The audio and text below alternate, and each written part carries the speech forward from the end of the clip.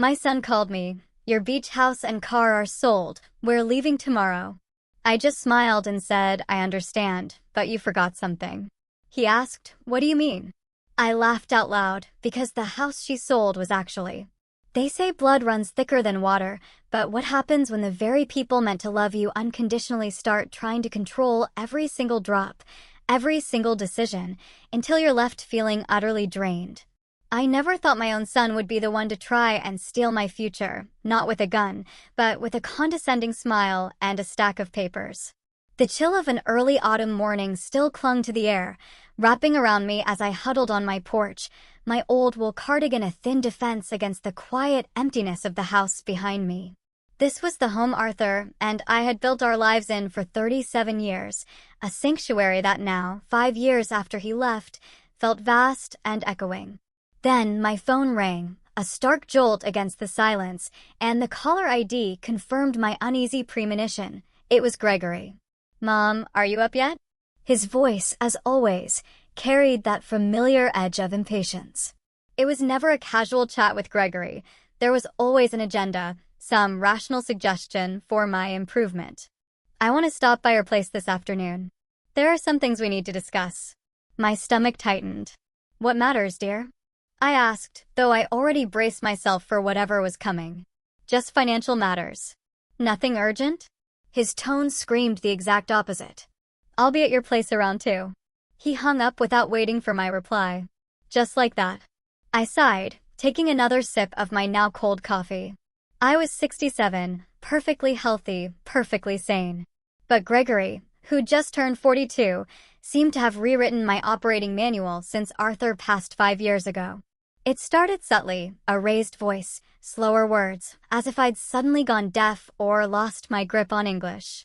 Then came the tutorials. Mom, this is how you use an ATM. Let me show you how to write a check. Have you forgotten how to set an alarm clock? Things I'd done without a hitch for 50 years. I pushed myself up, the chill seeping into my bones, and went inside. I needed to make the house immaculate before he arrived. Sometimes, I felt like I had to present myself as flawless, so he couldn't find another reason to fret over my condition. This house, my pride and joy, a 2-story, 4-bedroom haven with a sprawling garden I personally nurtured. Arthur and I bought it when Chloe and Gregory were just 5 and 7. Every wall whispered a memory. But since Arthur left, each year, it felt a little emptier, a little more hollow. As I made the bed, my eyes landed on our 30th anniversary photo. Arthur, gazing up at me, his eyes full of the same tender adoration as the day we met. Rose, you're the strongest woman I know, he used to say. A wistful smile touched my lips. What would he say now, seeing how his son was treating me? Precisely at 2 o'clock, the doorbell chimed. Gregory, always punctual, never one to be late. I opened it to find him beside Serena, my daughter-in-law. They were an odd pair. Gregory, tall and thin, forever wearing a preoccupied frown. Serena, petite and blonde, with a sharp, assessing gaze and thin lips that rarely hinted at a genuine smile. Mom. Gregory's hug was brief, almost perfunctory, before he pulled back, his eyes scrutinizing me. You look good. Serena baked you a blueberry pie. Serena presented a perfectly formed pie. No sugar, she added, as if this was a supreme act of kindness. We're watching your health. I managed a strained thank you and ushered them into the living room. While Serena settled, carefully placing the pie on the coffee table, Gregory began his ritualistic inspection. He paced, eyes darting into every corner. Mom, how long ago did you call the plumber? There's a stain on your ceiling in the hallway. Looks like a leak. My jaw tightened. There's no leak, Gregory, I replied, forcing my voice to remain even. It's just a shadow from the tree outside the window. It's always been there. He frowned, unconvinced. Are you sure? I can get my guy to check it out. You know, small problems can turn into huge expenses if they're not fixed in time. I simply nodded, knowing argument was futile.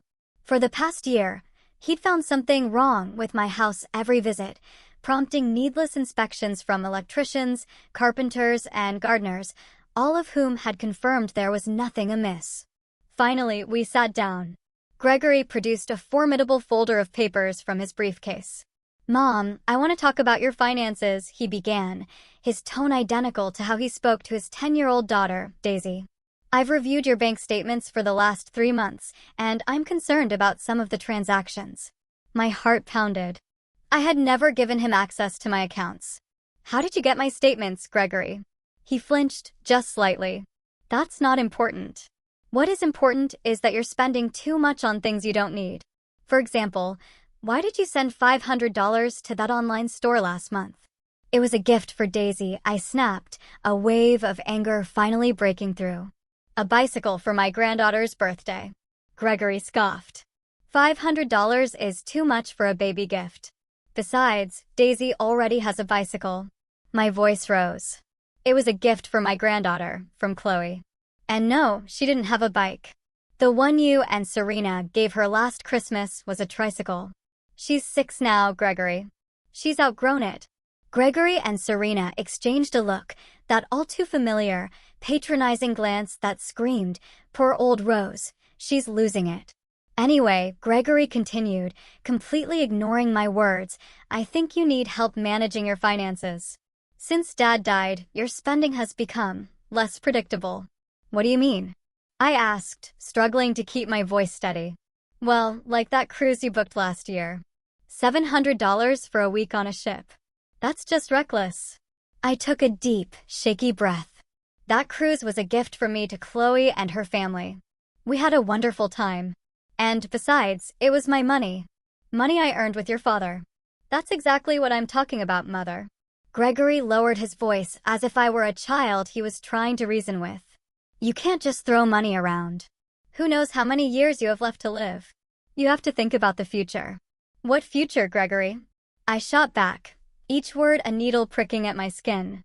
"The one where I sit in this house, afraid to spend a dime without your permission?" Serena coughed delicately. "Rose, dear," she chimed in, her voice dripping with fake concern, "we're just worried about you. Gregory and I often talk about how hard it must be for you, all alone in this big house. Maybe you should think of something more appropriate for your age." My gaze snapped between them. A sudden, chilling realization hit me. Their true intentions laid bare. They wanted me to sell the house. This house, the most valuable asset in my portfolio, as Gregory so loved to call it. "I'm doing just fine in this house," I stated, my voice firm. "And I don't plan to sell it." "No one's talking about selling right now," Gregory quickly interjected, though his eyes screamed otherwise. "But you should start thinking about it. The real estate market is booming." "What about the beach house?" Serena added, smoothly transitioning. "Have you even been there once in the last 2 years? The beach house. Our sanctuary. Arthur and I bought it the year before he died, planning to spend our retirement there. Fate, however, had other plans. I rarely visited after he passed. Too many memories." "No, but that doesn't mean I want to sell it," I replied, knowing it wasn't entirely true. Lately, I had considered letting it go, but only on my terms, not because Gregory deemed it a rational decision. "Mom, the cabin is just sitting idle, losing value. You pay taxes, insurance, utilities. It's all money down the drain." "I'll think about it," I conceded, knowing it was the only way to temporarily end the barrage. Gregory nodded, seemingly satisfied that his words had, at least outwardly, taken effect. "There's something else." He pulled another document from his folder. "I spoke to our family lawyer, Mr. Henderson. He thinks you should get a power of attorney, just in case if you need help making important decisions." The blood drained from my face. "Power of attorney for you, I assume?" "It's just a precaution, Mother." Gregory tried to smile, but it was forced, unconvincing. "You're not getting any younger, and sometimes there are situations where you have to act quickly, like selling a house or a beach house." My sarcasm was barely contained. "Not necessarily," Serena interjected. "But you have to admit, Rose, it would be easier if Gregory could help you with paperwork and banking and such." I looked from my son to my daughter-in-law, a searing question burning in my mind. When did it all go so wrong? When did my bright, caring boy morph into this controlling man who saw his mother only as a burden, a potential inheritance? After Arthur died, I was utterly lost. We'd been together for 43 years, and then, in an instant, he was gone. A heart attack, so sudden I didn't even get to say goodbye. In those first months of raw grief, Gregory had been my rock. He handled the funeral, the paperwork, sifting through Arthur's things. I was so incredibly grateful. But then, subtly, things shifted. His interest in my finances escalated. Innocent questions at first, about bills, tax returns. Then came the advice, where to invest, what to cut. And now, my bank statements and a power of attorney. I don't think I need a power of attorney, Gregory, I stated, my voice firm. I'm perfectly capable of managing my own affairs. Mom, it's just insurance, he insisted. No one's saying you can't make decisions, but what if you get sick? What if something happens to you? Then I'll contact you, I replied, or Chloe. Gregory's face visibly tightened at the mention of my daughter. He'd never hidden his disdain for Chloe's life choices, as he called them. Choices that led her to a fulfilling, if humble, life as a botanical garden gardener, instead of the cutthroat corporate world he considered the only path worth pursuing. Chloe, he snorted. Mom, she's barely managing her finances. How can she help you? Chloe is doing just fine with her life. I felt a hot wave of anger surge. She's happy. Can you say the same, Gregory? He looked as if I'd struck him. Serena quickly placed a hand on his shoulder.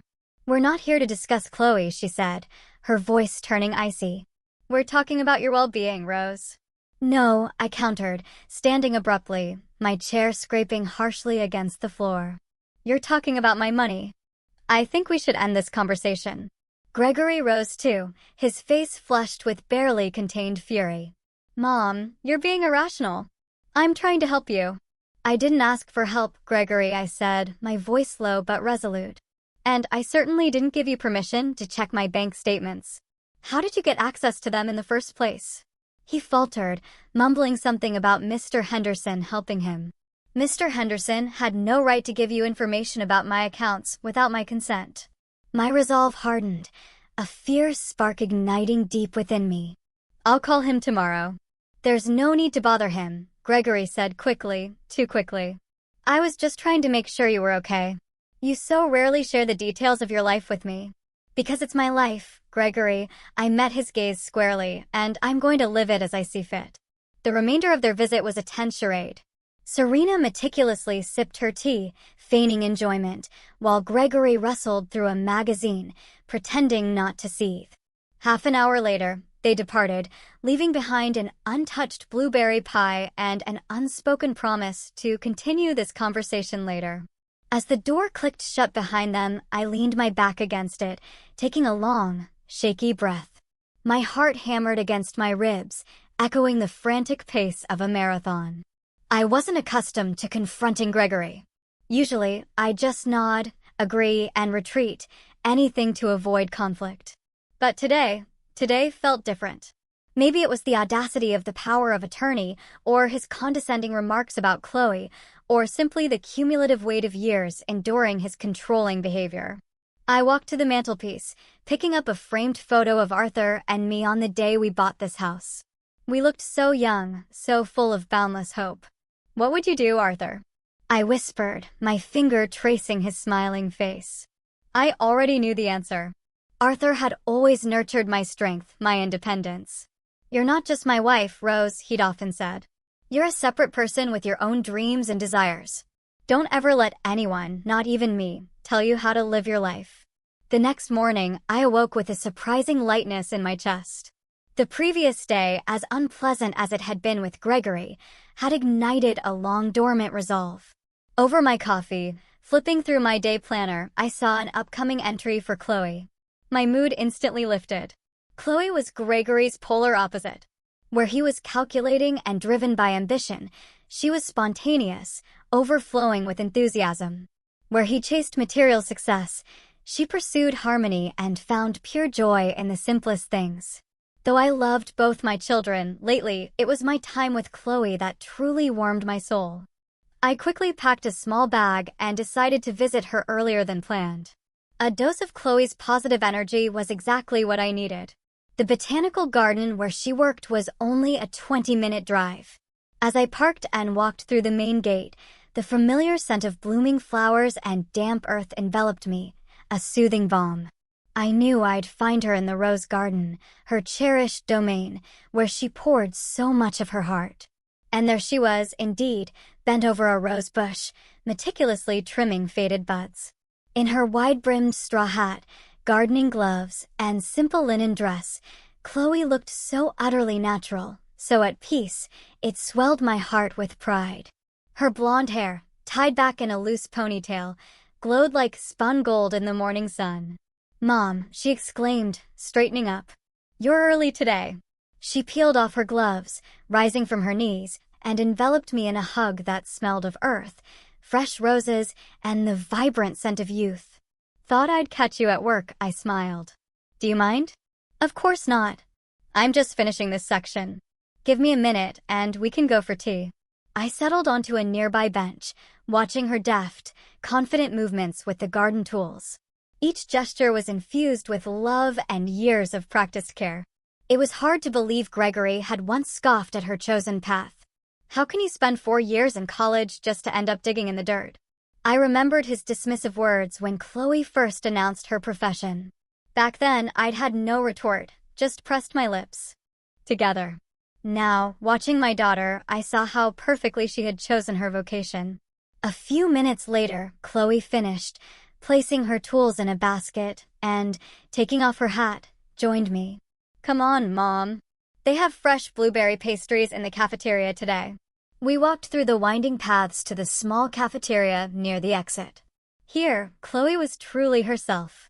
Staff greeted her by name, and visitors often stopped her, seeking advice about a wilting plant or a stubborn bloom. Settled at a corner table with herbal tea and blueberry muffins, Chloe studied me. "Is something wrong, Mom? You look like you've decided something."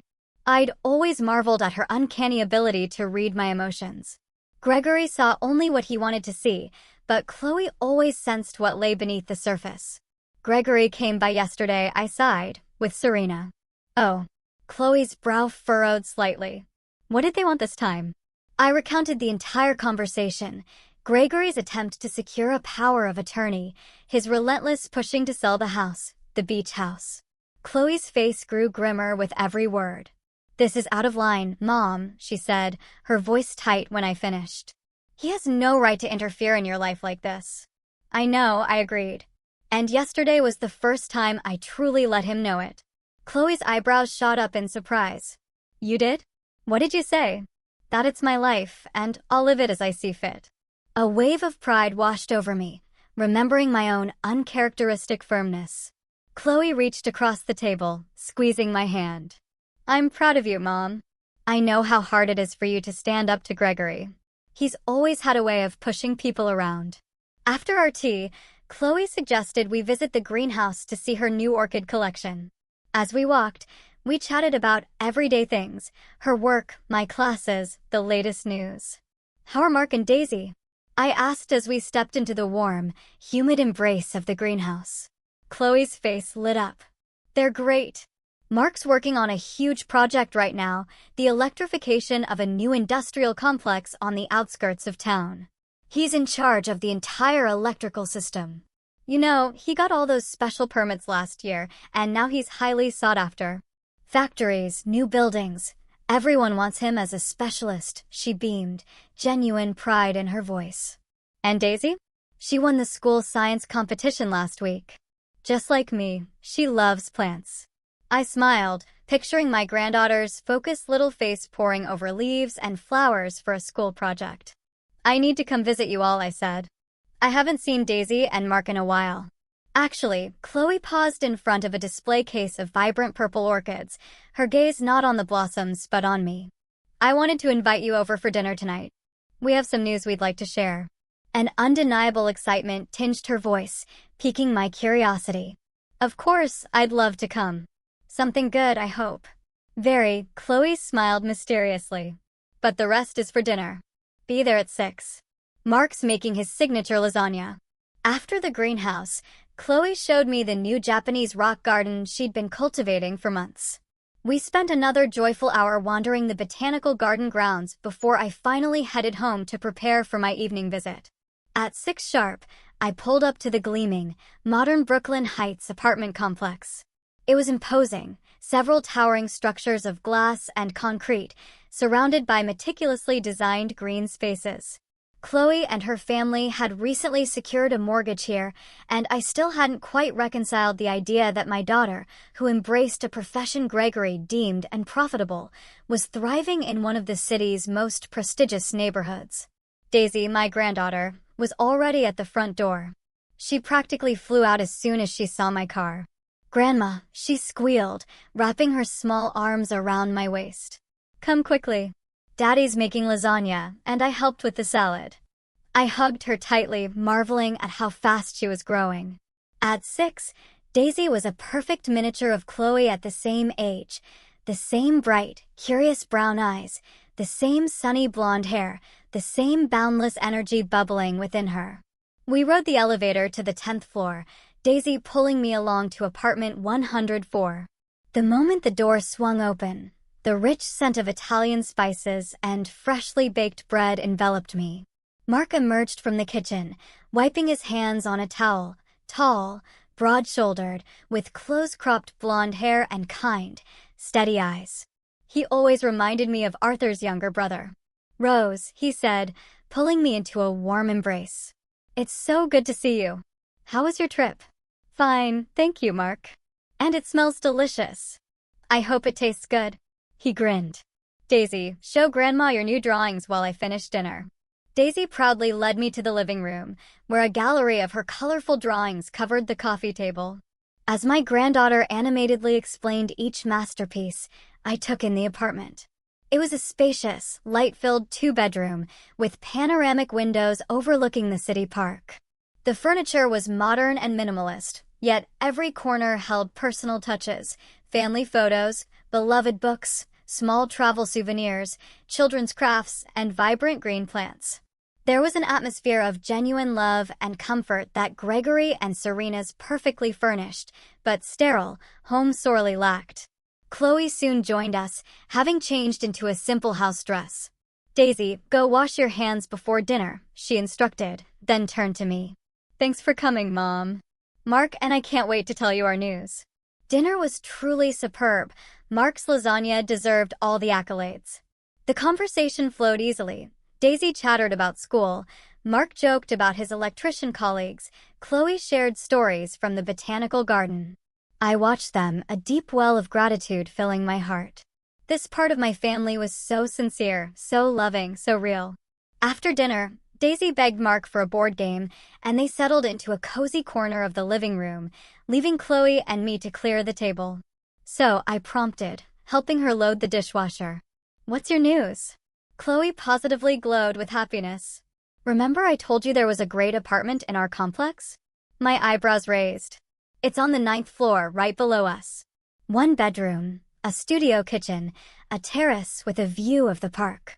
She paused, then, with obvious excitement, added, "Mark and I were thinking, maybe you'd like to move there? To be closer to us, to Daisy?" I stared at her, utterly surprised. "Move here?" "Yes." Chloe took my hands, her grip warm and firm.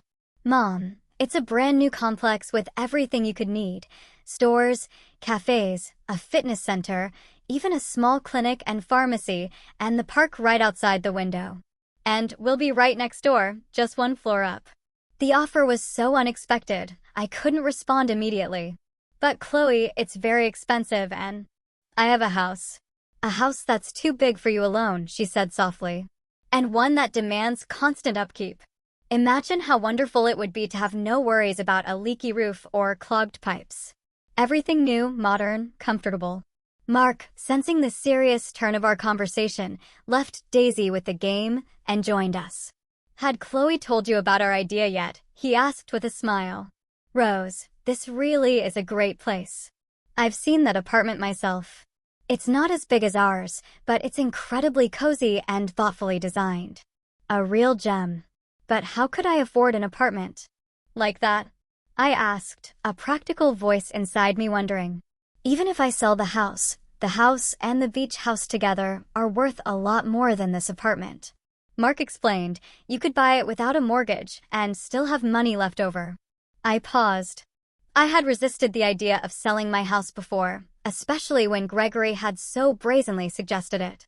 But now, with this offer coming from Chloe and Mark, not just selling, but beginning a vibrant new chapter with the part of my family who genuinely cherished me, it suddenly sounded incredibly tempting.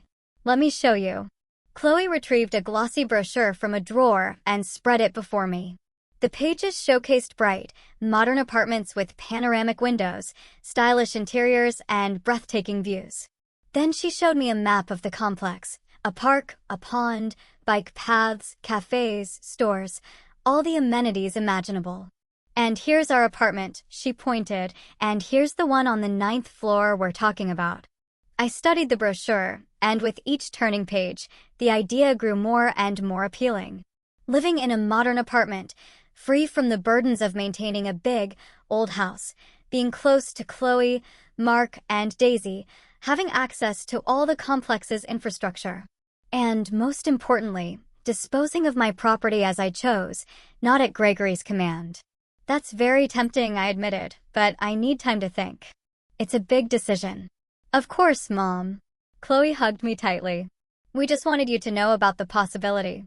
Mark and I have been thinking about it ever since we saw the listing for that apartment. Imagine how great it would be. Daisy could come over after school. We could have dinner together, go to the park, and no Gregory telling you what to do and how to do it. Mark added with a soft chuckle. Daisy, overhearing her uncle's name, wrinkled her nose.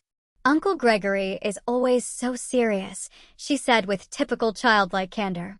And Aunt Serena never really smiles. Daisy. Chloe tried to look stern, but I could see the laughter dancing in her eyes. Don't talk about relatives like that. But it's true, Daisy insisted. Grandma, if you live near us, we can see each other every day. Looking at my granddaughter's eager, enthusiastic face, I felt a profound warmth blossom in my chest. Maybe this was exactly what I needed. A new beginning, surrounded by people who loved me for who I was, not for what I possessed or what they could gain from me. I'll seriously consider your offer, I said, and for the first time, I truly meant it. And I'll call a realtor tomorrow to see what my house and beach house might be worth. Chloe beamed, and Mark nodded, a quiet satisfaction in his eyes. The rest of the evening passed in a blissful, warm family embrace. Daisy and I played a game of chess. I might have let her win. Mark shared pictures from his latest project, and Chloe discussed her plans for a small garden on their patio. When it was time to leave, I felt a lightness and peace of mind I hadn't experienced in years. On the drive home, Chloe's proposal echoed in my mind. The Brooklyn Heights complex was impressive, modern, comfortable, with every amenity. The thought of living close to my daughter and granddaughter, seeing them every day, being an active part of their lives, filled me with a quiet joy. Yet, the decision to sell the house where I'd spent most of my life with Arthur, that was not easy. So many memories, so many stories etched into those walls. But perhaps it was time to move on, to begin a fresh chapter, leaving the past gently behind, holding only the most cherished memories in my heart. The very next morning, I called David Miller, the realtor Arthur and I had trusted when we bought the beach house. David had a reputation for meticulous detail and unwavering honesty, qualities I valued above all, especially when dealing with such weighty financial matters. Rose, what a pleasant surprise. His voice was genuinely warm. What can I do for you? I'm thinking of selling the beach house, and maybe the main house too, I said, a little surprised by my own newfound conviction. Could we meet to discuss the details? Absolutely, he agreed without hesitation. I can stop by this afternoon if that works for you. We set a meeting for 2 o'clock. I spent the morning gathering paperwork for both houses and my car. The thought of letting go of the place where I'd spent most of my life stirred a complex mix of emotions. But whenever doubt crept in, I'd picture Daisy's bright face, her excitement at the idea of seeing me every day, and my resolve solidified. At precisely 2, David Miller's car pulled into the driveway. Punctuality, another of his strong suits. I'd brewed some tea and laid out cookies, and we settled into the living room. So, Rose, tell me more about your plans. David pulled out his notebook and pen, ready. I poured out the story, Chloe's incredible offer, the apartment on the 9th floor, my deep desire for a new chapter. Brooklyn Heights is an excellent choice, David nodded approvingly. It's one of the most prestigious new developments, top-notch construction, superb infrastructure. What do you think about selling both houses and my car? I asked, cutting to the chase. Would I get enough to buy an apartment there? David tapped his pen thoughtfully. Let's do the math. The market is booming, especially for a property like your beach house. Waterfront, well-maintained. Very valuable. Your main house is in a fantastic neighborhood too, and despite its age, it's been lovingly cared for. And the car? How old is it? 5 years, I replied, but low mileage. I rarely drove long distances. David made a few more notes, then looked up and smiled. Rose, I'm quite confident the proceeds from your sales will more than cover the cost of the Brooklyn Heights apartment. Even with all the taxes and fees, you'll have a decent amount left over. A knot in my stomach loosened. It was one thing to dream of moving, another entirely to know it was financially viable. Okay, I nodded. Where do we start? I suggest we begin with the beach house, David said. It'll be easier to sell and give us a good indication for the main house. Can I go see it in the next few days? Sure, I replied, a pang of guilt hitting me. Arthur had adored that cabin, and I'd all but abandoned it after he died. It might need a little work. Don't worry about it, David assured me. I know some excellent contractors who can spruce it up in no time. As for the car, I can recommend a reliable used car dealer.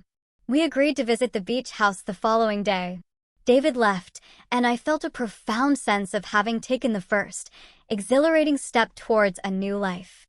The beach house tour went better than I could have imagined. Despite my absence for over a year, the local support staff Arthur and I had hired years ago had done a remarkable job. The cottage was spotless, well-maintained, needing only minimal cosmetic touches. David snapped photos, measured rooms, and crafted a detailed description. Rose, I think we can put it on the market next week, he said as we drove back into town. With any luck, we'll find a buyer quickly. Properties like this are flying off the market. And so they were. Within 10 days of the beach house appearing on real estate websites, we had 3 potential buyers.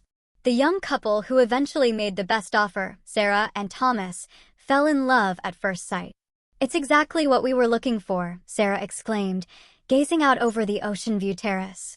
A place to escape the cities. Hustle and bustle. Watching her and Thomas excitedly plan for the cabin, I felt a strange sense of relief. This beloved place deserved laughter, to be filled with life and love again. Arthur would have been pleased. The beach house sale, along with my car, went smoothly and swiftly. Sarah and Thomas paid even more than our asking price. My car also fetched a good price, its low mileage and excellent condition making all the difference, just as David had predicted. The main house was a slightly more complex affair. Despite its prestigious neighborhood and spaciousness, its age and traditional style limited the pool of potential buyers. David suggested some minor renovations and a fresh interior before listing it. Modern buyers prefer bright, open spaces, he explained as we discussed the plan. A few new lights, fresh, light-colored paint, maybe some updated wallpaper, and the house will feel completely different. I agreed, albeit with some unease at altering a home that had remained unchanged for so many decades. But David was right. After 2 weeks of work by his renovation team, the house looked fresher, more modern, yet retained its inherent character and charm. Through all this, I hadn't breathed a word to Gregory. Part of me wanted to call him, to explain my reasoning. But another part, still stung by his controlling attempts, chose to keep it a secret until the very last moment. After all, I didn't owe him explanations for my decisions. Chloe, on the other hand, was my confidant every step of the way. She helped me sort through decades of belongings, deciding what to bring to my new apartment, what to donate, sell, or simply discard. It was a profoundly liberating process, sifting through accumulated items, retaining only what truly mattered. Are you sure you want to get rid of this? Chloe would ask, whenever I set aside something she thought might hold sentimental value. I take my memories with me, dear, I'd reply. And things are just things. There were exceptions, of course. Photographs, Arthur's letters, a few treasured pieces of furniture that would fit perfectly into my new space. But most of what had filled Arthur's and my home, I was ready to leave behind. Finally, almost 2 months after my first conversation with David, we found a buyer for the main house, a married couple with 2 teenage children, seeking a spacious home in a good neighborhood. They made an offer slightly below the asking price, but after some negotiation, we reached an agreement that satisfied everyone. "Congratulations, Rose," David said, shaking my hand as we signed the final papers. "You've successfully sold all your real estate, and at a very good price, I might add." A strange mix of emotions washed over me: relief, exhilarating excitement, a whisper of sadness, and above all, an overwhelming sense of freedom. For the first time in years, I was completely unburdened by the obligations of homeownership. It was terrifying and thrilling, all at once. The very next day, David and I headed to the Brooklyn Heights sales office to finalize the purchase of the condo Chloe had envisioned for me. Chloe herself joined us, taking a much-needed day off from the botanical gardens. "Mrs. Holloway, Mr. Miller, we're delighted to welcome you," greeted Evelyn, the elegant sales manager, in her spacious office with panoramic windows overlooking the entire complex. "I understand you're interested in apartment 92. "Yes," Chloe confirmed, her eyes sparkling. "My mother is considering moving to Brooklyn Heights, and this apartment is perfect. It's 1 floor below ours." Evelyn smiled warmly. "That's a wonderful choice. This apartment is truly one of our gems, compact, yet incredibly functional, with a stunning view of the park. Would you like to see it now?" We walked through the immaculately manicured grounds, past shimmering pools and lush gardens, to the building where the apartment was located. Along the way, Evelyn enthusiastically detailed the complex's myriad amenities: the sparkling pool, state-of-the-art fitness center, 24-hour security, underground parking. "Brooklyn Heights is designed to maximize residents' comfort and safety," she explained. "All the services you need are right here, yet we're only minutes from downtown." We took the elevator to the 9th floor, and Evelyn unlocked the door to apartment 92. I held my breath as I stepped across the threshold. The first thing that struck me was the sheer abundance of light. Massive, floor-to-ceiling windows flooded the space with natural sunshine. The apartment, though smaller than my old house, was so intelligently designed that it felt expansive and airy. "The main space here is the studio kitchen," Evelyn announced, leading us into the primary living area. A fully equipped kitchen boasted sleek, modern appliances and a chic bar counter that effortlessly doubled as a dining table and workspace. The living area was perfectly arranged to soak in the incredible view. And what a view it was! A breathtaking panorama of the city park, vibrant green trees, winding paths, a tranquil pond with a fountain. It felt like a private oasis, nestled right in the heart of the bustling city. "And here's the bedroom," Evelyn continued, opening the door to the next room. "It's not the biggest, but it's very cozy." The built-in closet was a clever space saver, and the window, facing the same direction as the living room, offered the same serene park vista. The bedroom, though compact, was thoughtfully laid out, with ample space for a bed, a small dresser, and even a charming window seat. I imagined waking up here, watching the sun rise over the park, and a profound sense of peace settled within me. The bathroom, Evelyn gestured to the next room, features a shower cubicle, toilet, wash basin, and space for a washing machine, all the essentials.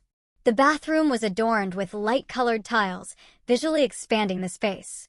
Modern plumbing, a large mirror, several built-in storage cabinets, everything had been considered down to the last detail.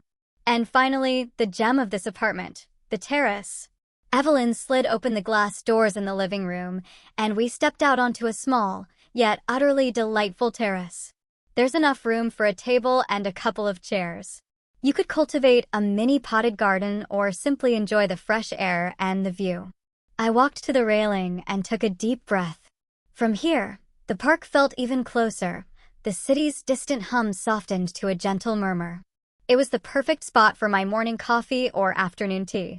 So, what do you think, Mom? Chloe walked over, her eyes shining with anticipation. Do you like it? It's perfect, I said. And it was. This apartment embodied everything I'd been seeking, compact but never cramped, modern yet undeniably cozy, with a view that soothed my very soul. We returned to the sales office to discuss the financial details. David, as always, was indispensable, navigating the intricacies of the deal, ensuring I secured the best possible terms.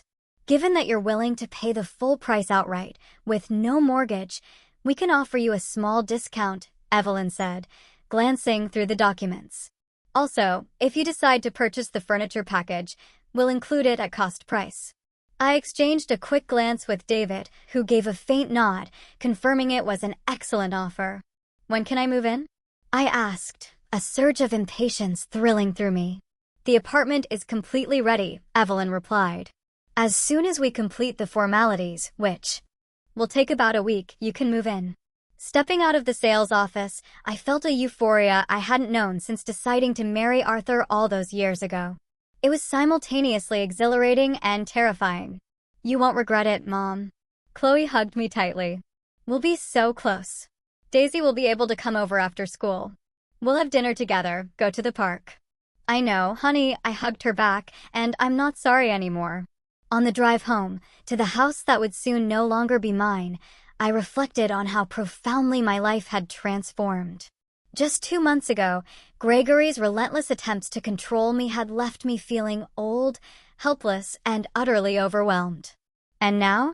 I had sold 2 houses and a car, purchased a brand new apartment, and was poised to begin an entirely fresh chapter. The money from the sales had genuinely exceeded my expectations. After buying the apartment and setting aside funds for a new, smaller car better suited for city life, I had a substantial amount left over. And I already had plans for it. I decided to pay off a significant portion of Chloe and Mark's mortgage. They deserved it, not just for their unwavering kindness and care, but for the gentle push that had inspired me to take this audacious step.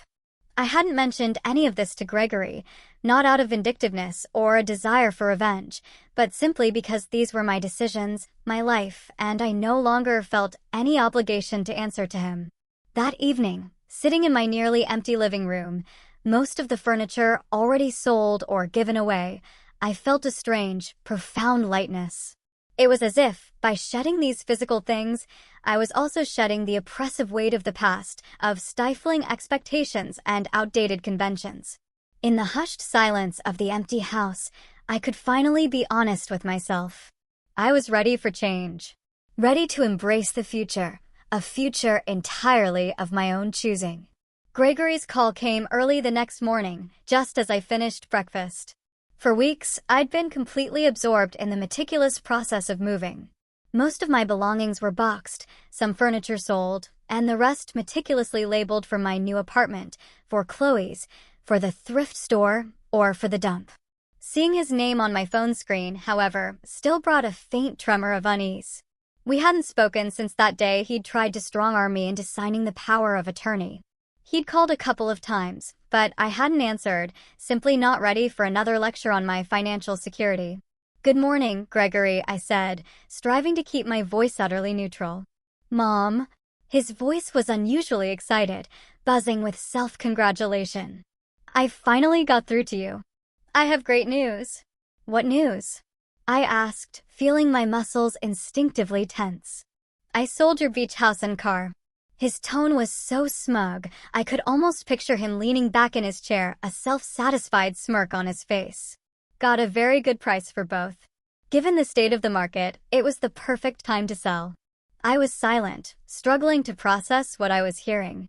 Gregory had sold my property I no longer owned, property I had sold myself 2 months ago. "Are you there, Mom?" he asked, when the silence stretched. "Yes, Gregory, I'm here," I answered slowly, deliberately. "And I'm trying to figure out how you managed to sell something that doesn't belong to you." "What?" Confusion clouded his voice. "What are you talking about?" "We talked about this. Remember when I said the beach house was just losing value, and your car was too big for a single woman your age? We discussed it, I stated, a strange calm settling over me. But I didn't give you permission to sell it. And more importantly, I sold both the house and the car 2 months ago. A long, stunned pause. I could almost hear the gears grinding in my son's head, desperately trying to make sense of this information. What? He finally choked out. Is this some kind of joke? You didn't. How did you even?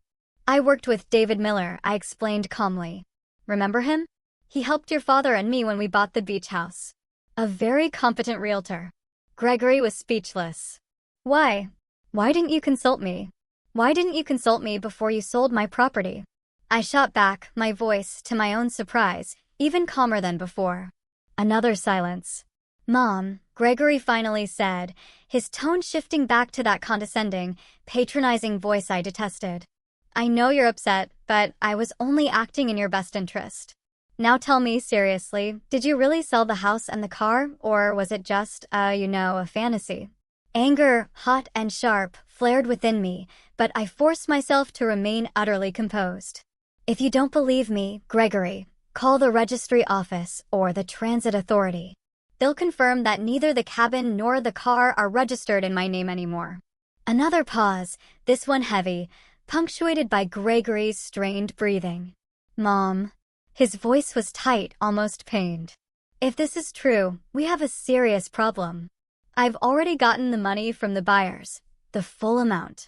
Then you do have a problem, I agreed, my voice unwavering. Because you sold something that didn't belong to you, or even to me anymore. I need to come over, he blurted out.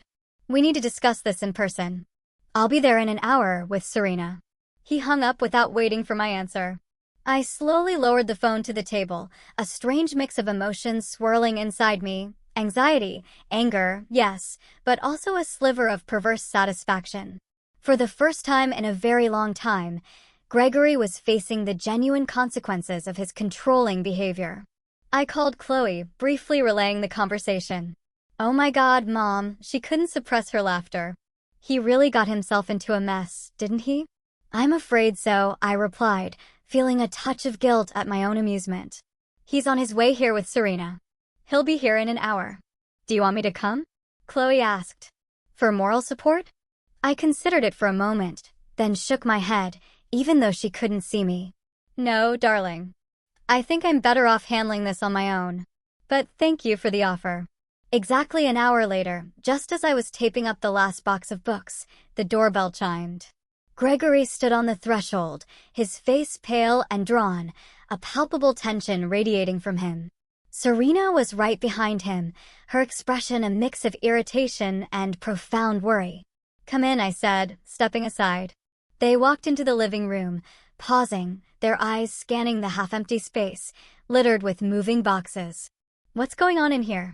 Gregory asked, his voice higher than usual, laced with panic. I'm moving out, I answered simply. Have a seat, if you can find one. I've already sold most of the furniture. They settled awkwardly on the couch, a piece I decided not to take to my new, modern apartment. I sat opposite them, hands folded calmly in my lap, waiting for them to speak. Mom, Gregory began, clearly trying to adopt a reasonable tone. I think there's been a misunderstanding. I was just trying to help you. The beach house needed maintenance. The car was too big. I found great buyers, got a good price. All for your own good. For my own good? I echoed, my voice flat, holding his gaze. Gregory, you sold my property without my knowledge or consent. How can that possibly be for my own good? You're getting older, Mom, he stammered, wincing slightly as the words left his mouth. It's hard for you to make good financial decisions. I just wanted to save you the stress of the process. Gregory, I leaned forward, my eyes unblinking. I am 67 years old. I do not suffer from dementia or any other condition that impairs my ability to make decisions. I am perfectly capable of managing my finances, as evidenced by the fact that I have successfully sold both the beach house, my car, this house, and bought a new apartment. All without your help. You sold the house? Serena interjected, her eyes wide with shock, speaking for the first time. Yes, I nodded. 3 weeks ago. The new owners move in 2 weeks. Where are you going to move to? Gregory asked, his voice trembling with barely controlled rage and disbelief. Brooklyn Heights. I couldn't help the faint, almost imperceptible smile as I watched his jaw drop. A lovely apartment on the 9th floor, overlooking the park. The floor directly below Chloe and Mark's apartment. Brooklyn Heights. Serena gasped. But that's one of the most expensive new developments in the city. Indeed, I agreed, a quiet satisfaction settling in my bones. But selling the 2 houses and the car brought in a substantial amount of money. More than enough to buy an apartment without a mortgage and cover some other expenses too. Gregory stared at me as if seeing me for the very first time. His face cycled through shock, disbelief, dawning realization, and finally, something akin to sheer panic. Mom, his voice was hoarse. Do you realize I already got the money for the beach house and the car? The full amount? The buyers expect me to hand over the paperwork in the next few days. Yes, that's a problem, I nodded calmly. A problem you created yourself, by selling something that didn't belong to you. You have to help me, he suddenly exploded, his voice rising. This is your fault. My fault. I raised an eyebrow, genuinely bewildered. How can selling my own property be my fault? You should have told me. He was practically shouting now. You knew I was in the business of selling. No, I didn't, I replied, maintaining my calm. You never mentioned it once in our conversations. You asked me if I was thinking of selling, and I said I would think about it. That was all. Gregory. Serena turned sharply to her husband, her voice now icy. You sold property without the proper paperwork. I had a power of attorney, he defended himself, pointing vaguely. From our family lawyer, Mr. Henderson. You mean a forged power of attorney? I clarified, my voice cutting through the tension. Because I never signed a power of attorney in your name, Gregory. Never. My son's face turned ash gray. Henderson said it was standard procedure, that since you were a widow and I was your eldest son, I had the right to. You forged documents. Serena leapt from the couch, her eyes blazing with fury. Do you realize that's a felony? Gregory. Forgery? Fraud? Selling someone else's property. I didn't forge. Gregory stood too, his face contorted. Henderson said it was legal. Then Mr. Henderson should refresh his knowledge of the law, I said, my voice steady. Because I'm quite sure a power of attorney requires my signature. Gregory began to pace the confined space of the half-empty room, running his hands through his hair. What am I going to do now? The money. I've already spent most of it. Spent it? Serena sounded utterly horrified. On what? On investments, he mumbled, avoiding her gaze. And the car, and the trip I wanted to give you for your anniversary. So, you spent money that wasn't yours on a gift for me? Serena looked like she was ready to physically strike him. And now we could both be accessories to fraud. I didn't know. Gregory roared, his voice cracking. How was I supposed to know she'd sell everything behind my back? Behind my back? I couldn't believe my ears. Gregory, it's my property. I don't have to answer to you about what I do with it. You're my mother. He spun to face me, his features twisted with anger and resentment. Of course, you have to consult me, especially on such important decisions. No, I don't, I replied, my calm demeanor infuriating him further. I'm a capable adult. I make my own decisions. And where did that get you? He threw his hands up in exasperation. You sold the family home. You bought a condo in this fancy complex that doesn't suit you at all. You're going to live next door to Chloe, who can't even, don't finish that sentence, Gregory. My voice was suddenly hard, sharp. Come on, tell me what you really think of your sister. He paused, apparently realizing he'd overstepped. I just meant that you're used to a certain way of life, he said, his voice softening slightly. The house, the garden. You'll feel cramped in a small apartment. That's my concern, not yours, I countered. And in case you're wondering, I'm looking forward to moving in. No more worries about a leaky roof or broken plumbing. Everything is new, modern, comfortable. And yes, I'll be close to Chloe, Mark, and Daisy, who, unlike some people, respect my right to make my own decisions. Gregory looked like he wanted to argue further, but Serena beat him to it. Let's get back to the main problem, she said, her voice strained, turning to my son. You took money for property you don't own. You have to give it back now. I told you I spent it. Gregory's voice was rising again. At least most of it. I don't have that kind of money. Then you'll have to borrow it. Serena cut him off, her voice dangerously low. Because the alternative is prosecution for fraud. Borrow from whom? Gregory looked utterly cornered. The bank? With what kind of collateral? We're up to our necks in mortgages. It's not my problem, Serena stated, crossing her arms over her chest. You created this situation. You're the one who has to deal with it. Mom. Gregory turned to me, his tone abruptly shifting to desperate pleading. You have to help me.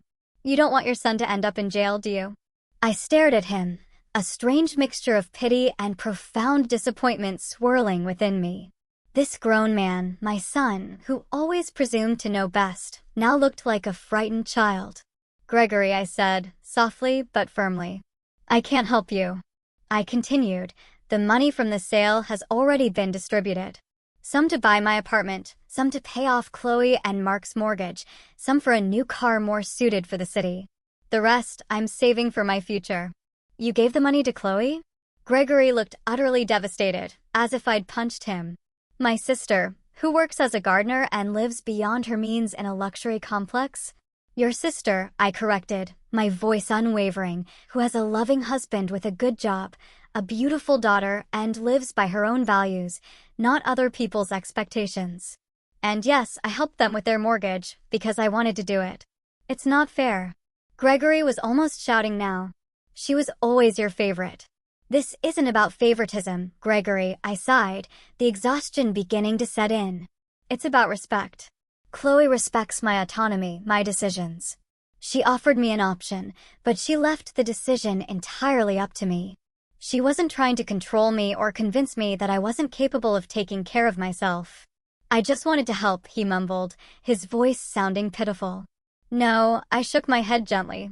You wanted to control. That's different. Serena, who had been a silent, seething observer to this exchange, suddenly rounded on Gregory. I cannot believe you've put us in this position. Her voice was glacial. You went behind your mother's back, probably broke the law, and now we could lose everything because of your incompetence. Don't you dare call me incompetent. Gregory snarled, turning sharply toward her. I was trying to keep us financially secure. I was thinking about our future. Provide security by deceiving your mother? Serena's laugh was sharp, bitter. That's a wonderful plan, Gregory. Just perfect. You never support me. Gregory yelled back. Always criticizing, always finding fault. Because you're always making mistakes. Serena shrieked, matching his volume. First that bad investment last year, now this. Do you realize we could lose the house if we have to pay that money back? I watched their explosive argument with a growing discomfort. It was an ugly, unpleasant sight, two grown people screaming at each other, utterly oblivious to my presence. And yet, there was a strange, poetic justice to it all. Gregory, who so relished controlling others, was now completely out of control of his own situation. I think you'd better continue this conversation at home, I said, rising calmly from my chair. I still have a lot to do in preparation for my move. They both snapped their heads toward me, as if only just registering my presence. Gregory looked confused, Serena furious. Yes, of course. Serena was the first to regain her composure. I apologize for the scene, Rose. We really have to go. She stalked towards the door without waiting for her husband. Gregory lingered, his eyes on me, an unreadable mix of anger, resentment, and perhaps a flicker of fear. Mom, he began, but I gently shook my head. Not now, Gregory. You need to deal with the problem you created. And perhaps, I added softly, rethink some things. He stood for another moment, as if wanting to say something more, but then he simply nodded, a defeated slump to his shoulders, and followed his wife out. The door closed, ushering in a blessed, profound silence. I returned to my chair, taking a deep, shuddering breath. Strangely, there was no gloating, no satisfaction in seeing Gregory in such a predicament, only a deep weariness and a faint sadness. Despite all his flaws, he was still my son. And it pained me to witness how his own actions had led him to this crisis. But at the same time, I felt an undeniable, liberating relief. It was as if the last threads binding me to the past, to a life where I allowed others to dictate my path, had finally been severed. I was free. Not just from the clutter and the burdensome maintenance of a house too large for me, but from the crushing weight of expectations and control. In just 2 weeks, I would be moving into my new apartment in Brooklyn Heights. Despite the raw drama that had just unfolded in my living room, I felt an eager anticipation for this new beginning. Moving day arrived, surprisingly sunny and warm for early fall. The movers had already loaded the last of the boxes into the van. I took one final walk through the house I had inhabited for nearly 4 decades. The empty rooms echoed my footsteps, filled with a strange blend of nostalgia and overwhelming relief. "Goodbye," I whispered, standing in the doorway of the bedroom where Arthur and I had spent so many nights. "Thank you for everything." I didn't cry. All the tears had been shed long ago, in those first agonizing months after Arthur's death, when every corner of this house had felt like a poignant, painful reminder of him. Now, I was truly ready to move on, to begin a brand new chapter. As I closed the front door behind me for the last time, Chloe was already waiting by her car, a beaming smile on her face, ready to escort me to my new home. "Are you okay, Mom?" she asked, pulling me into a warm embrace. "More than okay," I smiled, a genuine, heartfelt smile. "Let's go." Brooklyn Heights welcomed us with a vibrant pulse of activity, people strolling along park paths, lingering at sidewalk cafes, exercising on the sports fields. The place hummed with life, and I felt a surge of invigorating energy just being there. My 9th-floor apartment was exactly as I remembered it, bright, spacious, perfectly laid out. But now, with my furniture and personal belongings meticulously arranged, it was truly mine. The panoramic windows bathed the space in light, and the terrace offered that cherished, tranquil view of the park. "What do you think?" Chloe asked, standing beside me, watching my reaction. "It's perfect," I said, and it was the absolute truth. The next few days passed in a delightful flurry of settling in and unpacking boxes, arranging furniture, hanging pictures. Chloe, Mark, and even little Daisy pitched in, transforming the chore into a joyous family activity. "Grandma, look. I found a picture of Grandpa," Daisy exclaimed, pulling an old photo from a box. "It'll look good right here on the dresser." "That's a wonderful idea, sweetie," I said, kissing the top of her head, touched by her thoughtful concern. By the end of the week, the apartment was completely organized, feeling as if I had always lived there. It was a strange, yet deeply pleasant sensation to start fresh in a new place while maintaining a tangible connection to the past through carefully selected objects and photographs. Life in Brooklyn Heights proved to be even better than I had anticipated. The complex's infrastructure was thoughtfully designed, from the 24-hour concierge service to the well-equipped gym and inviting pool. Within the first month, I discovered a yoga class for seniors, joined a lively book club, and found myself looking forward to weekly movie nights at the community center. "You look happy, Mom," Chloe remarked one evening as we sat on my patio, enjoying tea as the sun dipped below the horizon. "I do feel happy," I admitted, a confession that surprised even myself. It had been so long. And it was profoundly true. Every morning, I woke with a thrilling sense of anticipation. What would the day bring? Who would I meet? What new things would I learn? This renewed energy and curiosity reminded me of my youth, of a time before marriage, when the whole world seemed to brim with boundless possibilities. I quickly formed friendships with several neighbors, particularly Susan, a spirited 70-year-old former literature teacher who lived next door. We often attended yoga together, then lingered over coffee, discussing books, movies, and the rich tapestry of life.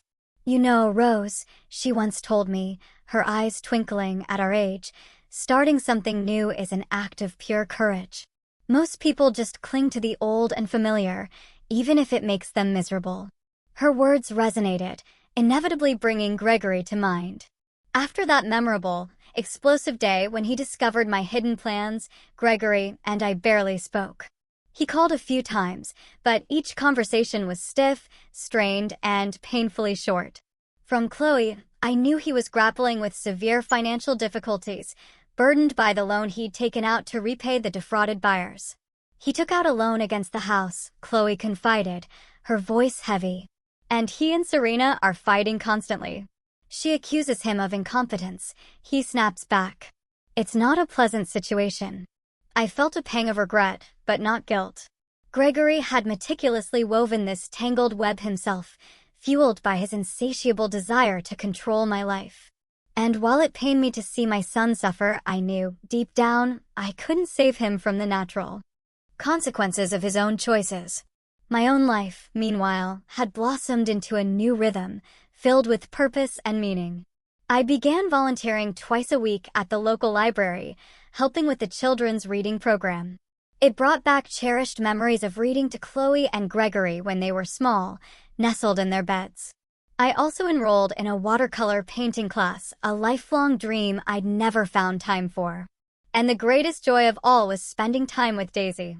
Now that I lived so close, she'd often drop by after school, and we'd spend blissful hours together until Chloe and Mark returned from work. We'd bake cookies, lose ourselves in board games, or simply sit on the patio, watching the birds and squirrels in the park below. "Grandma, I'm so glad you live close by now," Daisy chirped one day as we made Thanksgiving cards. "I used to only see you on weekends, but now I see you every day." Her words warmed my heart, a profound gratitude swelling within me. I, too, was thankful for this opportunity to be a real, tangible part of my granddaughter's life, to witness her growth and share in her daily joys and anxieties. Then, about 3 months after I'd moved in, as I returned from my morning yoga class, Daniel, the concierge, stopped me in the lobby. "Mrs. Holloway, you have a visitor," he informed me, a hint of awkwardness in his tone. "Your son. He's been waiting for about half an hour, but I didn't want to disturb you during your class." I was genuinely surprised. Gregory had never once visited Brooklyn Heights, much less unannounced. "Thank you, Daniel. Where is he?" In the lobby bar, the concierge pointed to the glass doors at the end of the lobby. "I told him I couldn't let him upstairs without your permission, as per your instructions for all visitors." I nodded, grateful for the strict adherence to security rules. It was indeed one of the unspoken perks of living here. No one could simply waltz into the residential areas without explicit approval. Gregory sat at the bar, sipping his coffee, nervously checking his cell phone. He looked utterly unwell, pale, gaunt, with dark circles etched beneath his eyes. When he saw me, he stood abruptly, nearly knocking over his cup. "Mom, finally," he said, a wave of relief washing over his face. "I thought you were avoiding me." "I was at yoga," I explained calmly, choosing a table away from the few other patrons. "You could have called before you came over." Gregory sat down opposite me, his gaze restlessly sweeping over the stylish, modern interior of the lobby bar. "It's a beautiful place," he said finally, almost grudgingly. "Impressive." "Yes, I like it here," I nodded. "What brings you here, Gregory?" He hesitated, then blurted out, "Mom, I need your help." I waited, though I already knew exactly what he was about to say. "The situation is complicated," he began, avoiding my eyes. "The loan I took out to pay back the buyers, the interest rate was higher than I bargained for. And Serena, she left me. She filed for divorce." A sharp pang of regret pierced me. Despite our myriad differences, Gregory was still my son, and it pained me to witness his suffering. "I'm sorry to hear that," I said sincerely. "Yes," he offered a bitter, humorless grin. "She said she could no longer live with a man who was not only financially incompetent, but so arrogant he refused to admit it." He fell silent for a moment, gathering his thoughts. "Mom, I know you have money left over from selling the houses. I need a loan to refinance the other one. I'll pay it back with interest as soon as I stabilize the situation." I looked at my son for a long, quiet moment. Sitting before me was the very man who always believed he knew best how I should live my life, manage my money, and make my decisions. A man who, under the guise of caring, had tried to control my every move. And now he was trapped in a situation entirely beyond his control. "Gregory," I said, my voice soft, but utterly firm. "I can't give you that money." "Why not?" His face contorted with raw resentment. "You helped Chloe with her mortgage. Why can she have it and I can't?" It's not a matter of can or can't, Gregory, I explained gently. The point is, you don't need financial help. You need to learn to live within your means, accept the consequences of your decisions, and most importantly, stop trying to control things that don't belong to you. But I could lose the house. He sounded desperate, a child facing ruin. Maybe, I nodded. And it would be hard. But Gregory, money isn't the solution to your problem. Your problem is much, much deeper than that. And the only person who can solve it is you. He stared at me, his expression unreadable, shock, disbelief, perhaps even a flicker of grudging realization. I am your son, he said at last, his voice barely a whisper. Shouldn't you be helping me? I am helping you, I answered, my voice steady, imbued with a quiet power. By not letting you escape the consequences of your actions. Sometimes, the greatest help is to let a man find his own way out of a situation he himself created. Gregory sat in silence, staring into his nearly empty cup. Then he stood, pulling on his jacket. I understand, he said dryly, without looking at me. I'm sorry to bother you. I stood too. You will always be my son, Gregory, and I will always love you. But I will no longer indulge your desire to control everything around you, including me. When you're ready for a relationship built on mutual respect, I'll be happy to see you. He nodded, a barely perceptible dip of his head, and walked toward the exit. He paused briefly at the door, as if to say something more, but then he simply left. I returned to my apartment, a strange mixture of sadness and profound calm settling over me. Talking to Gregory had been incredibly difficult, but utterly necessary. And perhaps, in the long run, it was the best thing I could have done for him, giving him the chance to finally grow up by forcing him to confront the repercussions of his actions.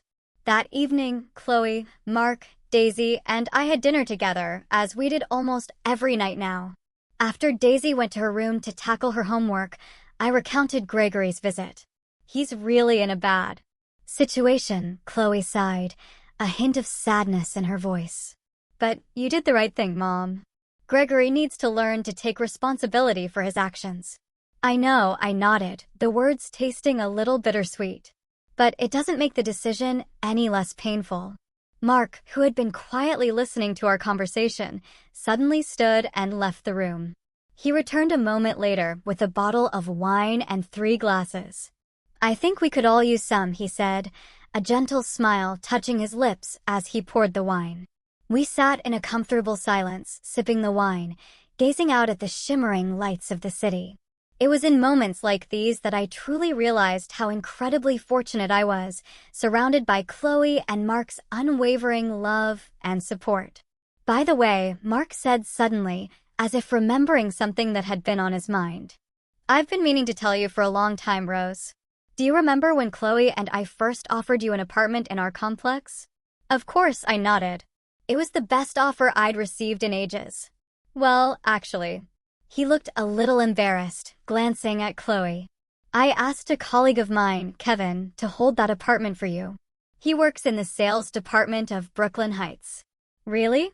I looked at him, completely surprised. Yes, Mark nodded. When we heard the 9th floor apartment was vacant, Chloe and I immediately thought of you. And, to be honest, he looked at Chloe as if seeking permission to continue, and she gave a small, encouraging smile. If you hadn't had enough money from the house sales, we were planning to take out an additional mortgage and buy that apartment for you ourselves. Mark finished, his eyes warm and sincere. We just wanted you to be here with us. A lump rose in my throat, and tears welled in my eyes, blurring the city lights. These two, my daughter and her husband. They were willing to take on an extra financial burden, not because they thought I was incapable of caring for myself, but simply out of pure love, out of a genuine desire for us to be together. I don't know what to say, I mumbled, wiping away the tears that now freely streamed down my face. It's the most touching thing anyone has ever done for me. We love you, Mom, Chloe said simply, reaching across to squeeze my hand. And we want you to be a part of our daily lives, not just a weekend visitor. I hugged them both fiercely, feeling an overwhelming wave of gratitude and profound love. In that moment, I knew, without a shadow of a doubt, that I had made the absolute right choice. Not only in moving to Brooklyn Heights, but in the way I had lived my life, raising children who had grown up so fundamentally different.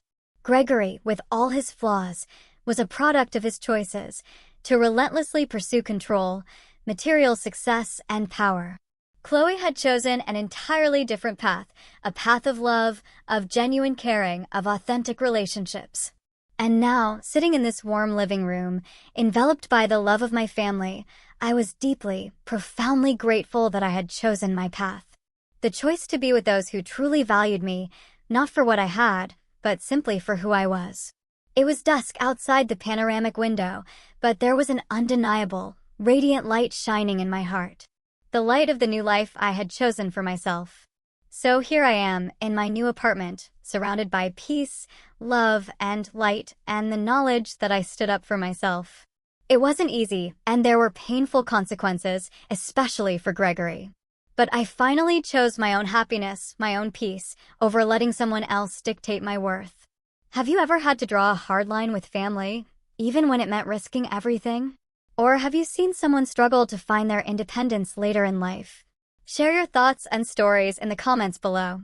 I'd love to hear them, because sometimes knowing you're not alone makes all the difference.